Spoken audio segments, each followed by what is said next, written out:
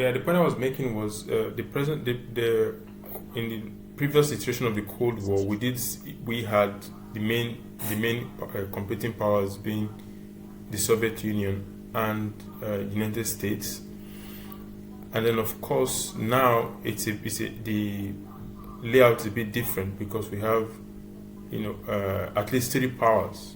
The United States, China, Russia, of course some other countries are still trying to be engaged in this competition for influence on the continent. And because of that, there's a lot of anxiety across the continent. You have, for instance, in 2022, President Macky Sall sounded the alarm that Africa does not want to be a battleground for great power politics, right? So that goes to show that leaders, at least that's one example, and there have been several other examples, that leaders do not want their countries to become a place where these great powers, will play out their rivalry. Because, like I did say earlier, the thing about great power competition, and when there's a security competition component to it, is that it tends to happen in territories outside of the great powers, themselves. So it's Cold War for them, hot war for others, right? Because you have Afro conflict, and we're seeing that already, even playing out across the Sahel, in places like Sudan, for instance. So it is in this context, for instance, that China-Africa relationship must develop, because before the United States has designated China as a strategic competitor or rival or whatever, China-Africa relationship has always been one that has been developing independent in many ways from the relationship between or independent of any triangular relationship. It's not China, US, Africa relation. There's China-Africa relationship that's independent of that, independent of the global environment.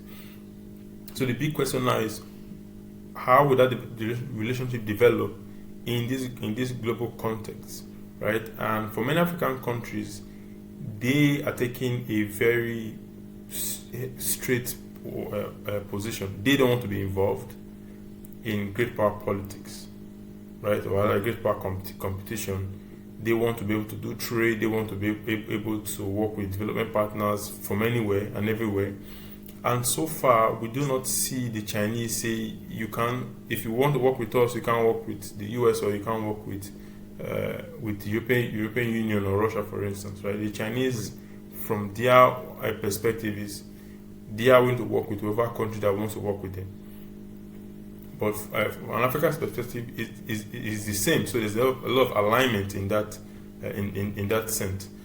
Maybe some great powers they want an exclusive relationship or exclusivity or exclusionary relationship.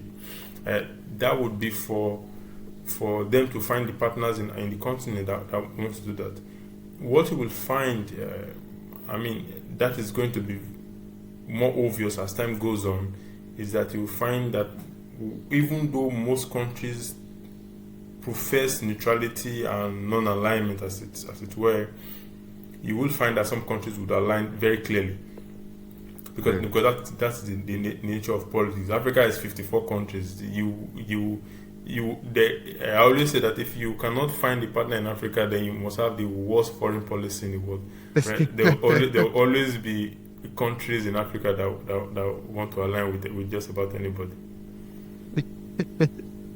That's a good front. That's good. Thank you. Where do you think some of these foreign policies, where do you think the breakers are? Say, for example, the one China policy. Do you find that as a breaker, or as kind of non-negotiable for some places, but other places they can accept?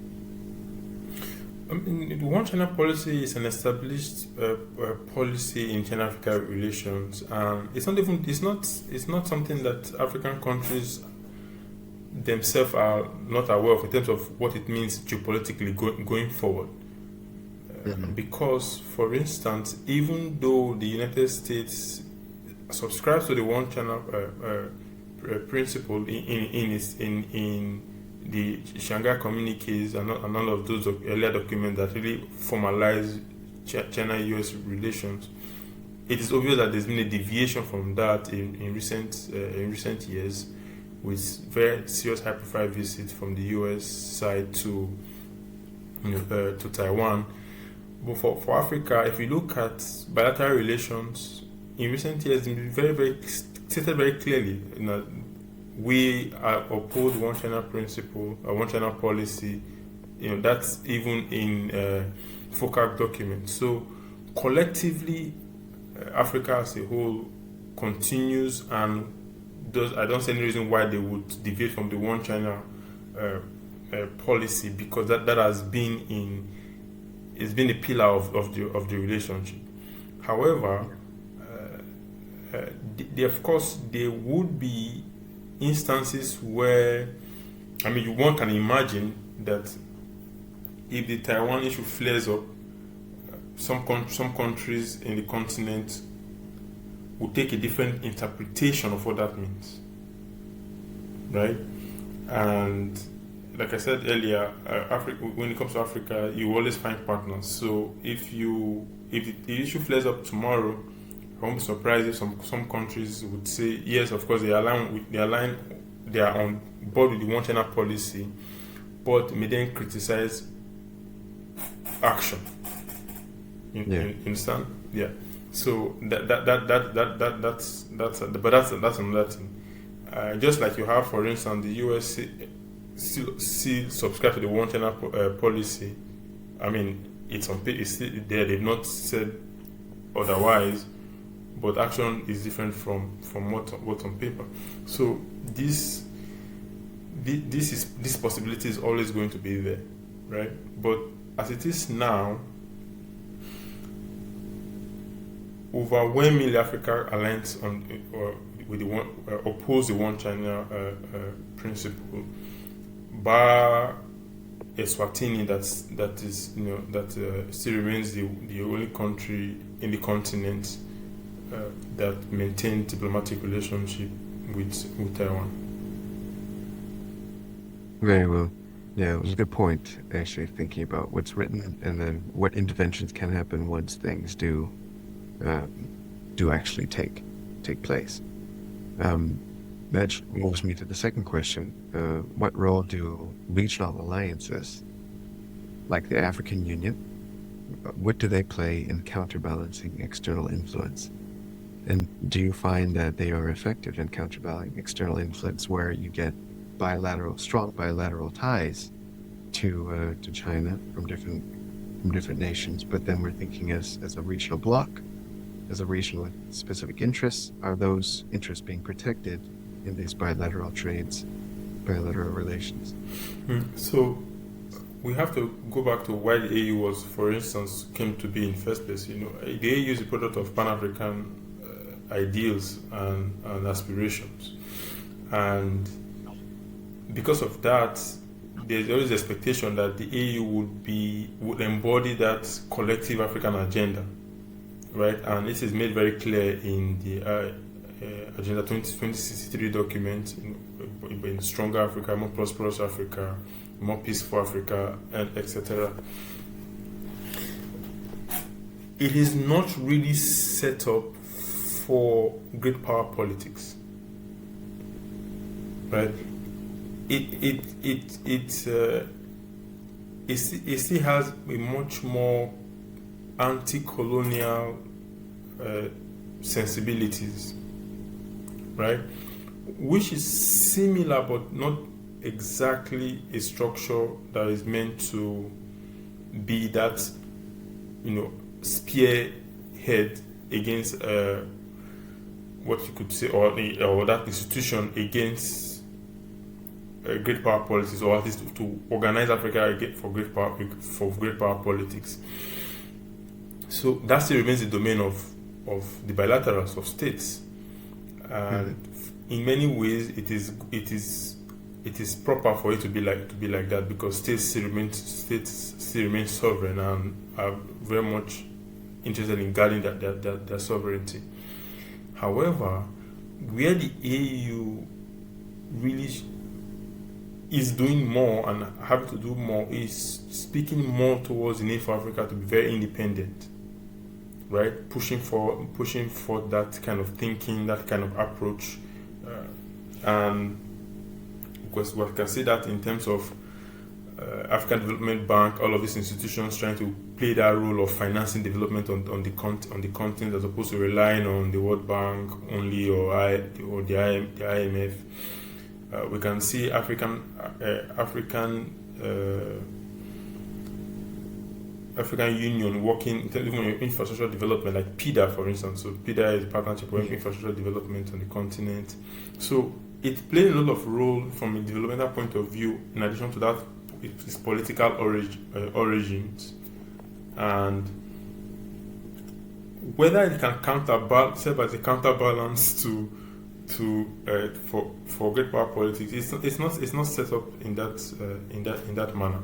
So that great power politics will, at least for the foreseeable future, still be the primary concern of the states within the African Union, as opposed to the African Union playing any big role, other than just being a platform where these African countries come in to make their voices heard collectively.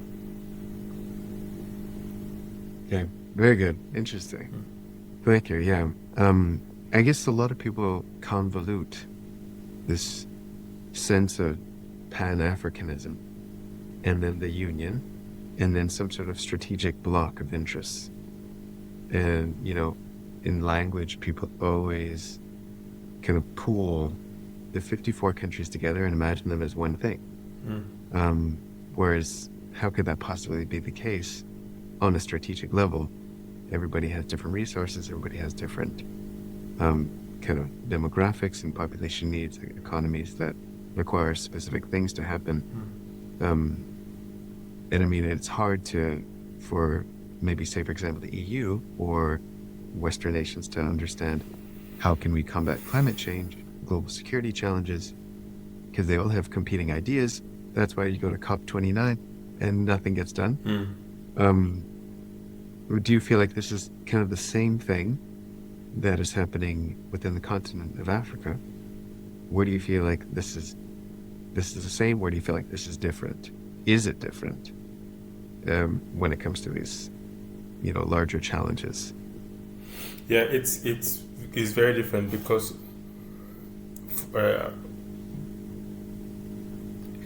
the threats countries face from great power politics is different, rather from another Cold War or even a hot war is different, right? The opportunities also in terms of, and the aspirations are also different. A country like Morocco thinks about Europe very differently from a country like Burundi, or even Mozambique, for instance, or Guinea Equatorial. So the primary thing to understand, because interests and policy considerations are different across these countries because of even where they are located, even by virtue of where they are located in the continent.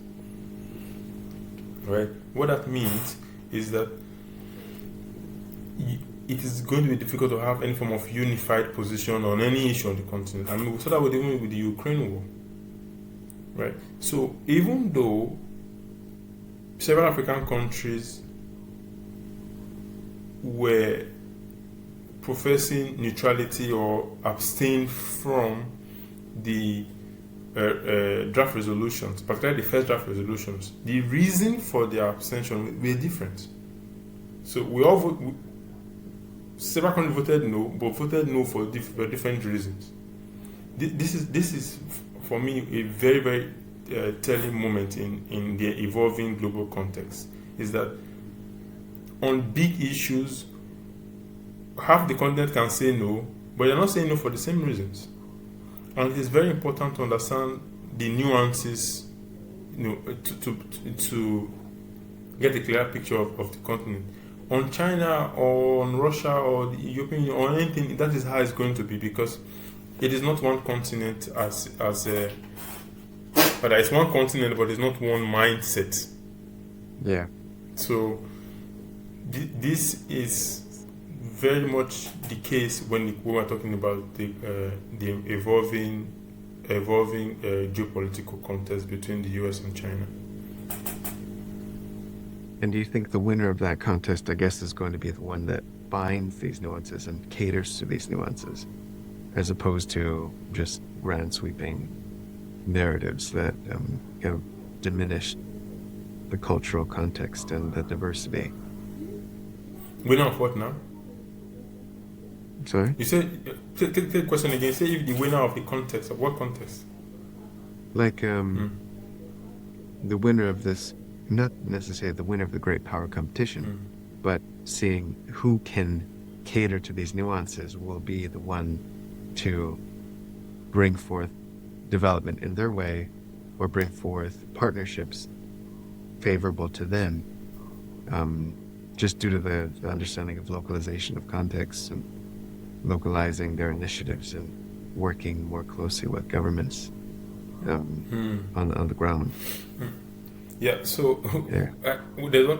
I tend to get this question a lot, and I always start with one particular answer, is that never assume that the West doesn't understand Africa. Or do not also assume that the West does not understand Africa, assume that the West understands Africa less or more than China. The Europeans were here centuries before China. They know very well what the continent is. In fact, ethnography of Africa was mapped largely by the Europeans, right? Yeah. So Yeah. the idea that they did not understand Africa, whether from an anthropological point of view, sociological point of view, or political point of view, is actually flawed, right? Now, understanding the continent and its problems and its opportunities is different from implementing policy or having a policy approach that actually leads to desirable outcomes for the of the continent or meets the aspiration of the people. Right. So China might have come to the continent later than Europeans, and even the Americans, but it has been able to achieve so much more because its approach is needs driven by and large. Right? And China is very pragmatic and there was a lot of alignment, and they were able to capitalize on that alignment. Right? I would say, I even argue that China is actually playing catch up when it comes to understanding the continent to the Europeans, by far. In one particular African country, you can have far more social, Western researchers and scholars for many years. Maybe now it's been diminished than maybe Chinese can boast in the entire region. Right, but today, if we look at the dynamic, one of the major reasons why China is doing so well, it sees that knowledge gap and it is investing so much more to be on the ground. There's no corner in the continent that you won't find the Chinese. They are everywhere in the continent as entrepreneurs, even officials. I give you an example. Very recently, someone was doing a comparison between U.S. diplomatic presence in Africa and Chinese diplomatic presence in Africa. If just from a commercial and economic attaches, if I remember correctly, it's 3-1, right? The Chinese outnumber the Americans because they mean business. Right, and they put their money. They don't just put their money where their mouth is. They put their people where their money is also. so it's this economic development that we've seen of China being Africa's biggest trade partner for the last 15 years consecutively has come as a product of prioritization of the continent. Right, not just trying to understand the problems and going back to your country. No, understanding the problems. But okay, so how do we get How do we get economic activity? What understanding the potential also, and investing in that understanding. Right? I think that's where the Chinese have really have shown the Western counterparts in recent years. So this is how I would say this issue needs to be looked at. Yeah. So, but like you said now, whether going forward, who better understands the continent would win. The way it seems to me is that the last 15 years China has won.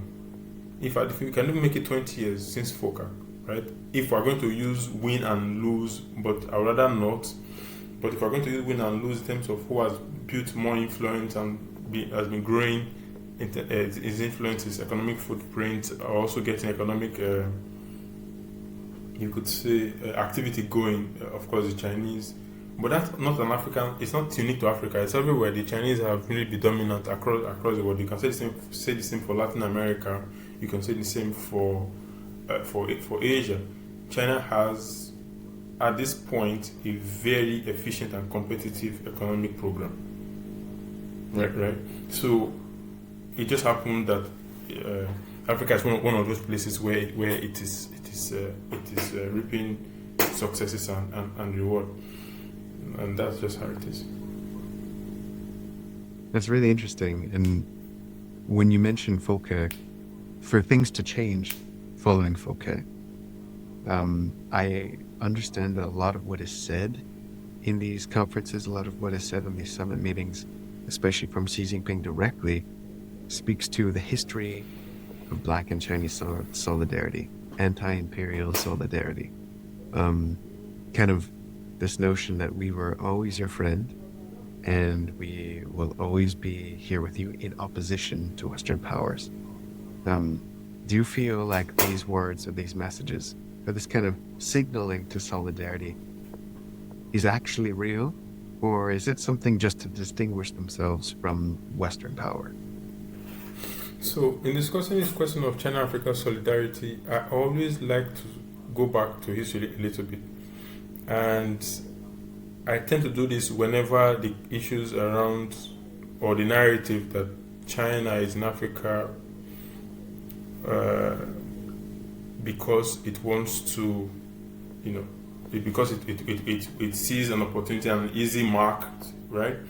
And then also that China, rather that Africa supports China's position because of debt and investment. And I said, okay, if you go back to when China took the seat from Taiwan at the United Nations, African countries who were independent at the time overwhelmingly voted in support of China, PRC, right? They didn't owe China anything. Right? There was no debt owed to China, but there was a lot of ideological and common experience kind of mentality or component to it, right? So being both targets of European imperialism, that played a huge role in the psyche, and also countries now striving to be more developed and make the most of their countries. So China-Africa solidarity is rooted in that political consciousness or that political dimension. 1 second. As opposed to, I'm losing power now. As opposed to it being transactional. So when President Xi Jinping speaks, a lot of people are hearing exactly what he's saying. That we have a relationship that is inherently political, and the economics is built on the economic is built on that, as opposed to the economics supporting the political solidarity. Now, that's not to say that economics is not important. The economics is very, very important because the continent now is prioritizing its development. But if you forget that that politics is important, then it is very easy to be brought back to reality when things get serious. I'll give you an example. If you look at, for instance, how African countries, so many African countries have expressed solidarity with Russia, for instance, following the February 2022 operation in Ukraine, you will find that there was a lot of shock. Or why these countries supporting Russia? Many of them are not even supporting Russia. They're just being independent or abstaining. But the sentiment they could sense in the air, pro-Russian sentiment in many African countries, it is there. It would be disingenuous to deny that. And I remember then I was telling somebody, I said, you cannot just, and they're looking at for what the trade figures for this country with Russia, XYZ, you won't find anything. Right? Russia-Africa trade is about 19 billion. Brazil trades more with Africa than Russia does. In fact, Turkey trades almost 4 times more with Africa than Russia does. Nearly about 40 billion in trade. Almost 3 times more, sorry. But why do you see our African countries who feel more affinity towards Russia than, say, Turkey or Brazil? Is because of the colonial struggle. People remember, I remember somebody, it was an African country, I wish I could even mention, the man told me, I was in his office in the foreign ministry, he said, we have a flag today because of Soviet specialists and Soviet, support, right? So the mentality is still there because it is still in living memory what the Soviets did for many African countries, and it makes a lot of sense that China is also working in direction to consolidate the political solidarity aspect of the relationship, because the economics may not always be rosy. I did mention now, maybe today, for the last 15 years, China has been Africa's biggest trade partner. We don't know what the future holds, right? If you are a Chinese foreign policy planner, you would think that maybe the economics won't be like this in the next 20 years. What does that mean for our relationship with Africa, right? So we have to build it on the fundamentals, and I think part of that is what President Xi was trying to do, and reminding Africa that we have a political relationship outside of economic political relationship, and many Africans think that way. I've seen people express that very, very, very straightforward, right? So it remains to be seen how that's going to progress going forward. So yeah, that's interesting. It leads to our last question. Thinking about the political nature of these messages, what do you think the purpose and the extent to which these messages can potentially reshape global narratives on development, security, or anti-colonial resistance? So, anti-colonial resistance, I cannot speak so much about that, but let me tell you something about messaging from Beijing and all of the initiatives. The Global Development Initiative, the Global Security Initiative, I think even the Global Civilizational Initiative, these have a lot of interest in Africa, or there's a lot of interest in Africa for this initiative. It may be at the foreign policy people kind of level and intelligentsia as it were, right? But the fundamentals align with what people on the streets are saying. For instance, the Global Development Initiative, we're looking at a world where there's shared prosperity and shared development. People in Africa are always asking themselves, we always produce raw materials for all of these major economies. Why don't we get more of the benefit? We want refining of and value addition, beneficiation of these natural resources. And we're seeing the Chinese move in that direction, for instance.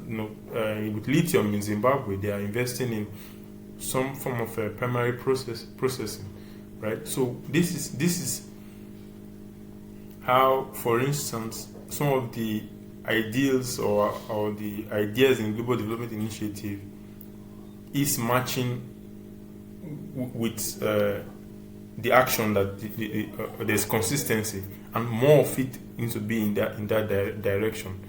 People want a case where development is not just for the benefit of some, but benefit of all people. We all have our aspirations for development. Security is the same thing. One of the tenets under the Global Security Initiative is the indivisibility of security. My security affects its security, or rather, or your own security also, or your security cannot be at the expense of my own security. Right? So if the security of, say, Ethiopia cannot be at the expense of the security of Sudan, or the security of Malaysia cannot be at the expense of the security of China, or Philippines Philippines security cannot be at the expense of security of China, right? And so on and so forth. Europe's security very much dependent on Africa's security, because look at them with the migrant issues, for instance, and conflict in Ukraine, food insecurity, and diesel prices going up in Africa. So we have to work from that fundamental also, that indivisibility of security is the reality. Now, again, this might be foreign policy people thinking, but that is the attitude of people on the ground, thinking this is how the world is, because of the interconnectedness and all of that. So what President Xi says does resonate with people across the continent, and people certainly want to see actual tangible policy action to match those words. Like I said, some of it's already taking place in the natural resource space. Also, for instance, duty-free access to the least developed countries on the continent. I think over 30 of them now would have duty-free access to the Chinese market, as a way to facilitate, of course, this shared development. So these are some of this is really the main thing that one can say is the shared aspiration, both from a development point of view and security point of view, that Africa and China, between Africa and China. Thank you. Yeah, we went through quite a few questions, and you had a lot of great insight. So thank you so much for sharing. Yeah, no worries. I know I'm conscious of time, and we did go a little bit over. I wanted to ask you just one last thing, if you wanted to kind of plug what you're working on or what you've been thinking about recently, kind of anything, any final thought that you might have, and then we can end the interview, if you like. Yeah, sure. My battery is running out, but quickly, I think very important thing to mention is that this cycle of FOCAC, as FOCAC 9, was actually a very, very pivotal moment in how we think about China-Africa relations. And I like the fact that your question touched about issues around what's the content of President Xi's speech and political solidarity, because we are going through times of geopolitical anxiety and a lot of security uncertainty. You really need to know what is the crux, or what the core of international relations, right? And what President Xi says, like I said, resonates with people, but I don't expect it to resonate with everybody. And that's just how politics is, right? And the continent overwhelmingly wants and understands what China is talking about, but many times the language is so up there, you know. Like Chinese diplomacy is very sophisticated. Yeah. you not so long ago I met with an official, and he sat me down and said, look, I want you to read all of these things again and let us discuss this line by line, and I want to understand what all of this from your perspective. You are the expert. And I said, I'm not an expert in Chinese diplomacy, so don't. Right. But all I know, I'm an expert in international relations and policy. So the the messaging is great, but more action consistent with the messaging is going to do so much more. And I mean that's what we hope to see in the coming months and years of this FOCAC cycle. Yeah. Yeah. Thank you. All right. Sure. That's a lovely place to end it. Yeah. And I wanted to thank you again for coming on and participating and sharing your insights and thoughts on this. I think it's important that people understand the nuances between what's happening in global development and security here. And I commend you for your work. And thank you again for joining.